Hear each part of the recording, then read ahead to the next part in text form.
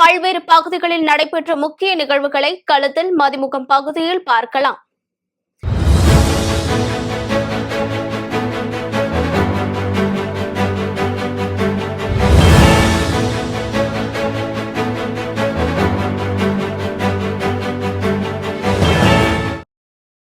திண்டுக்கல் மாவட்டத்தில் ஊரக வளர்ச்சித்துறை அமைச்சர் ஐ. பெரியசாமி செய்தியாளர்களை சந்தித்து பேசினார். அப்போது எடப்பாடி பழனிசாமி மக்களை ஏமாற்றி வாக்குகளை பெறுவதற்காக பொய்யான வாக்குறுதிகளை அறிவித்து வருவதாக விமர்சித்து பேசினார். மேலும் தன்னை பாதுகாத்துக் கொள்வதற்காகவே எடப்பாடி பழனிசாமி பிஜேபியில் கூட்டணி வைத்துள்ளார் என்றும் கடுமையாக சாடினார். திமுக ஆட்சியில் 2006ல இருந்து 10 நான் கொடுத்த 24 லட்சம் முதியோர் உதவித்தொகையை 9 லட்சம் பேருக்கு நிறுத்தினாங்களே, அதுக்கு பதில் சொல்லிட்டு அந்த எடப்பாடிய அவங்க தலைவி அம்மையாரும் 2 பேரும் சேர்ந்து வரிசையா ஒவ்வொரு வருஷமும் கொஞ்சம் கொஞ்சமா குறைச்சி 9 லட்சம் பேருக்கு நிறுத்திட்டாங்களே. அவங்க எதை சாப்பிடுவாங்க? வயசானவங்க 60 வயதை தாண்டியவர்களுக்கு கலைஞர் கொடுத்த முதியோர் உதவித்தொகையை நிறுத்தியதுதான் அவருடைய சாதனை. 9 லட்சம் பேருக்கு இன்னைக்கு நான் கொடுக்க போறேங்கிறத எப்படி நம்ப முடியும்? ரூபா இருக்கட்டும், ரூபா தனியா இருக்கட்டும். இப்போ நம்ம கூடுதலா கொடுக்குறோம். இப்போ 1200 வரைக்கும் கொடுக்குறோம். ஆனா கொடுத்ததவே பறிச்சுக்கிட்டாங்க, வகுத்துல அடிச்சாங்க. அவருக்கு எப்படி அவர் எனக்கு புரியல. ஒரு அரசு செய்ததை ஏழை எளிய மக்களுக்காக முதியோர் உதவித்தொகை வயது முதிர்ந்தவர்கள் யாரு மகளை பார்க்காம இருக்கவங்களுக்காக கலைஞர் கொடுத்தார். பெத்த பிள்ளை சோறு போடவில்லை என்றால் நான் போடுறேன்னு அவர் அந்த முதியோர் உதவித்தொகை 24 லட்சம் பேருக்கு தமிழ்நாட்டில் இருக்கவங்களுக்கு வாரி வழங்கினார். அதிமுக ஆட்சி வந்தோம்னா எல்லாத்தையும் பறிச்சாங்களே, அதுக்கு பதில் சொல்லுங்க. வேலூர் மாவட்டம் சத்துவாச்சாரியில் டாக்டர் ஜியோவின் ஒருங்கிணைந்த மாவட்ட மாநில நிர்வாகிகள் கூட்டம் நடைபெற்றது. மாவட்ட தலைவர் ஜோஷி தலைமையில் நடைபெற்ற இக்கூட்டத்தில் டாக்டர் ஜியோ நிர்வாகிகள் ஜனார்தனன், சேகர், ஜெயகாந்தன், மாநில ஒருங்கிணைப்பாளர் வெங்கடேசன் சிறப்பு அழைப்பாளராக கலந்து கொண்டனர். இதில் முதலமைச்சர் மு.க.ஸ்டாலின் அறிவித்துள்ள ஓய்வூதிய திட்டம் குறித்தும் அதனால் ஏற்படும் பயன்கள் குறித்தும் விளக்கி பேசினர். ஓய்வூதிய திட்டத்தை தமிழ்நாடு அஷ்யூர்டு பென்ஷன் ஸ்கீம் வழங்கியதற்கும் சத்துணவு மற்றும் அங்கன்வாடி பணியாளர்களின் ஓய்வூதியத்தை உயர்த்தியதற்கும் பகுதி நேர ஆசிரியர்களுக்கு வாழ்வாதாரத்தை மீட்டெடுத்ததற்கும் சரண் விடுப்பை வழங்கியதற்கும் அகவிலைப்படியை ஒன்றிய அரசு இணையாக அதே தேதியில் வழங்கியதற்கும் நன்றி தெரிவிக்கும் விதமாக டாக்டர் ஜியோ சார்பாக வரும் 8ஆம் தேதி ஞாயிற்றுக்கிழமை சென்னை OMCA திடலில் நன்றி அறிவிப்பு மாநாடு என்பது நடைபெற உள்ளது. இந்த டாக்டர் ஜியோவின் சார்பாக இந்த நன்றி அறிவிப்பு மாநாட்டில் லட்சக்கணக்கான அரசு ஊழியர்கள், அரசு பணியாளர்கள், ஆசிரியர்கள் கலந்து கொள்ள உள்ளனர். அரியலூர் மாவட்ட காவல்துறை சார்பில் 37வது சாலை பாதுகாப்பு விழிப்புணர்வு மாதம் கடைபிடிக்கப்பட்டு பள்ளி மற்றும் கல்லூரி மாணவர்களுக்கு சாலை பாதுகாப்பு விழிப்புணர்வு குறித்த போட்டிகள் நடத்தப்பட்டது. இதில் திருச்சி மத்திய மண்டல காவல்துறை தலைவர் பாலகிருஷ்ணன் பங்கேற்று வெற்றி பெற்ற மாணவ மாணவிகளுக்கு பரிசுகளை வழங்கி சிறப்பித்தார். மயிலாடுதுறை மாவட்டம் கிட்டப்பா நகராட்சி மேல்நிலைப் பள்ளியில் 11ஆம் வகுப்பு பயிலும் மாணவ மாணவிகளுக்கு அரசின் விலையில்லா மிதிவண்டி வழங்கும் விழா நடைபெற்றது. இவ்விழாவில் சிறப்பு விருந்தினராக சட்டமன்ற உறுப்பினர் ராஜகுமார் கலந்து கொண்டு 159 மாணவ மாணவிகளுக்கு அரசின் விலையில்லா மிதிவண்டிகளை வழங்கினார். திருவண்ணாமலை மாவட்டம் செங்கம் நகர பகுதியில் நாளுக்கு நாள் தெருநாய்களின் தொல்லை அதிகரித்து வருவதாகவும் இதனால் சாலையில் பொதுமக்கள் நிம்மதியோடு நடந்து செல்ல முடியாமல் அச்சத்தில் இருந்து வருவதாக வேதனை தெரிவித்தனர்.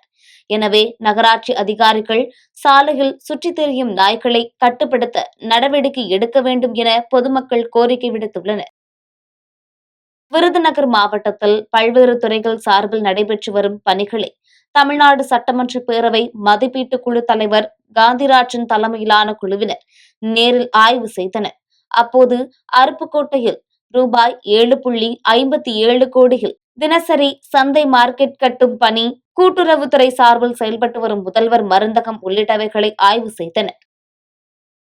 திருவாரூர் அடுத்த கருப்பூர் கிராமத்தில் கெயில் இந்தியா மற்றும் அதானி டோட்டல் கேஸ் நிறுவனம் சார்பில் தீ தடுப்பு ஒத்திகை நடைபெற்றது.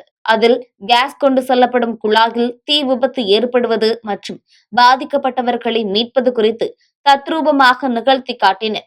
இந்நிகழ்வில் ஏராளமான ஊழியர்கள் பங்கேற்றனர். கடலூர் மாவட்டம் நெல்லிக்குப்பம் அரசு உதவி பெறும் தனியார் பள்ளியில் தலைமை ஆசிரியர் மாணவர்களை தலையில் தாக்கிய சம்பவம் பெரும் பரபரப்பை ஏற்படுத்தியுள்ளது. தொடர்ந்து இதுபோன்ற செயலில் ஈடுபடும் பள்ளி முதல்வர் மீது தக்க நடவடிக்கை எடுக்க வேண்டும் என்று பொதுமக்கள் கோரிக்கை விடுத்தனர்.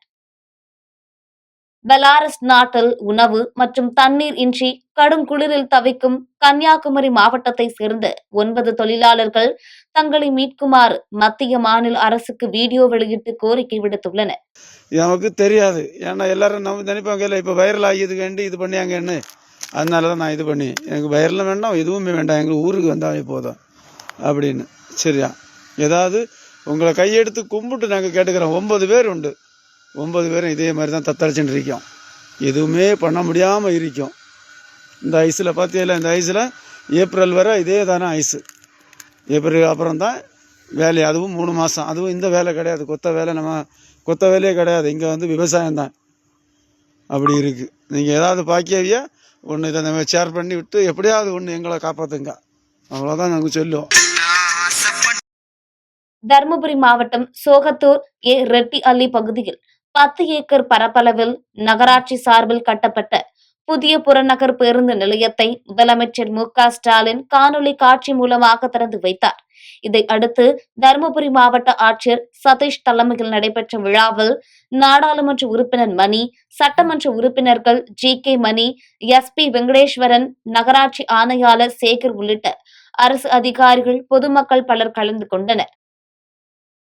திருப்பத்தூர் மாவட்டம் வாணியம்பாடி அடுத்த வள்ளிப்பட்டு கிராமத்தில் எருதுவிடும் விழா வெகு விமர்சையாக நடைபெற்றது. இந்த எருதுவிடும் விழாவில் பல்வேறு பகுதிகளில் இருந்தும் சுமார் 250க்கும் மேற்பட்ட காளைகள் வரவழைக்கப்பட்டன. குறைந்த வினாடிகளில் இலக்கை அடையும் காளைகளின் உரிமையாளர்களுக்கு பரிசுகள் வழங்கப்பட்டன. இந்த எருதுவிடும் விழாவை ஆயிரக்கணக்கான பொதுமக்கள் கண்டு களித்தனர்.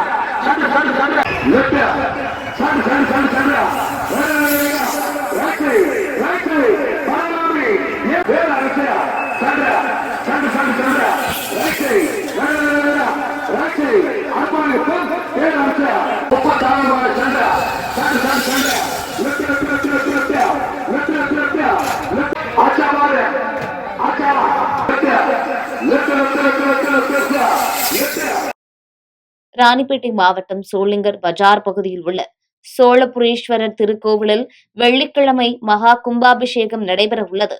அதனை முன்னிட்டு கணபதி ஹோமம், கலச பூஜை செய்யப்பட்டு கலசத்தில் புனித நீர் ஊற்றி சிறப்பு பூஜை செய்தனர். இதில் ஏராளமான பக்தர்கள் கலந்து கொண்டு சுவாமி தரிசனம் செய்தனர்.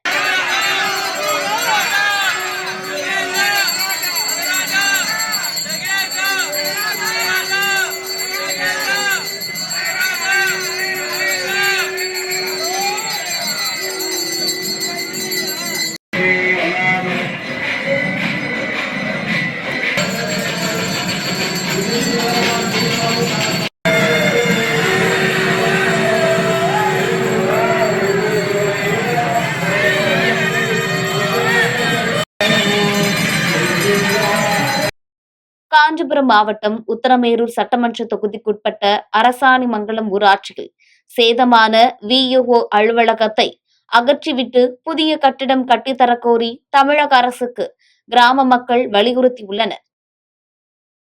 அரியலூர் மாவட்டம் அண்ணாசிலை அருகே மகாத்மா காந்தியின் பெயரை ஒன்றிய அரசின் திட்டத்திலிருந்து நீக்கியதை கண்டித்தும் பழைய பெயரிலேயே 100 நாள் வேலைவாய்ப்பு திட்டத்தை செயல்படுத்த வலியுறுத்தியும் காங்கிரஸ் கட்சி சார்பில் ஆர்ப்பாட்டம் நடைபெற்றது.